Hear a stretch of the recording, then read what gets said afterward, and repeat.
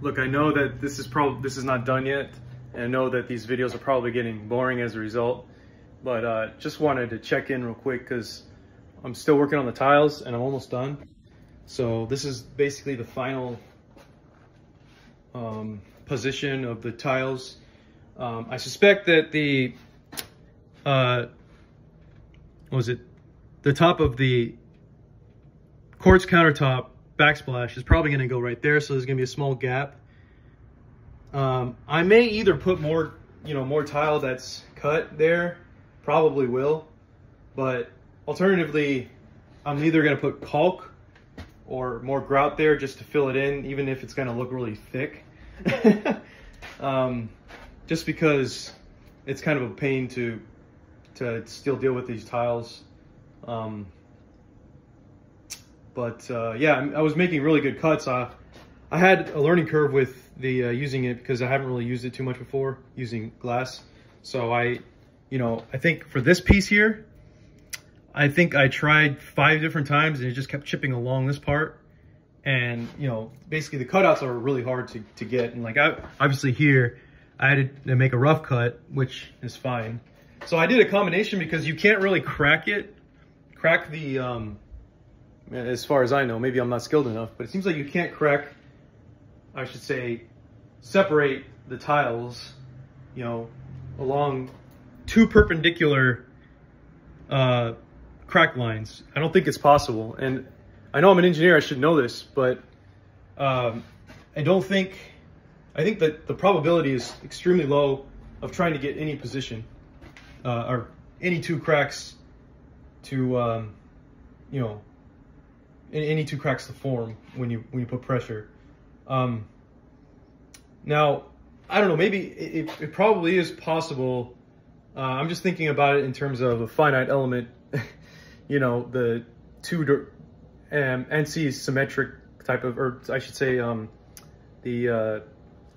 basically the 2-dimensional stress distribution based off of bending in 2 directions, which would be represented by a large matrix of stresses. But I don't know exactly. I'm trying to think about how that would work to make it to where it fails in 2 directions to cause it to have that. Anyway, without making it complicated, or talking too much about it, I tried it and it just never worked out. It always cracked in different directions and never in the 2 perpendicular directions that I would actually score at.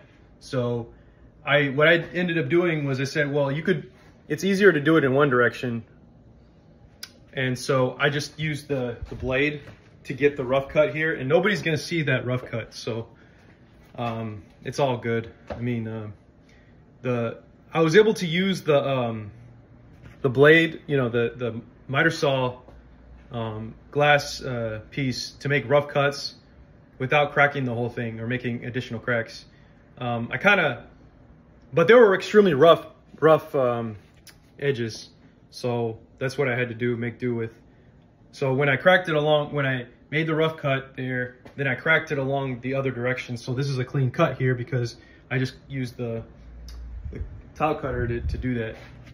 But again, maybe I'm just not experienced. I don't know exactly where to position it to basically snap.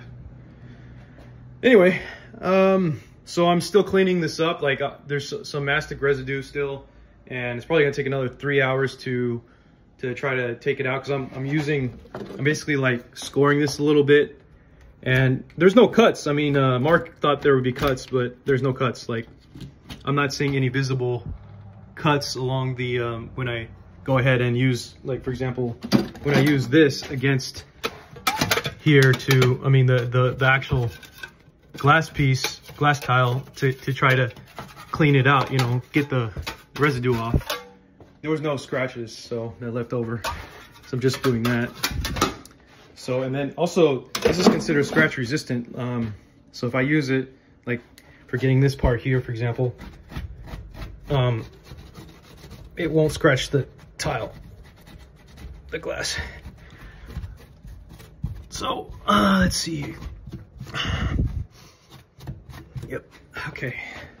So thanks for watching, still working on it.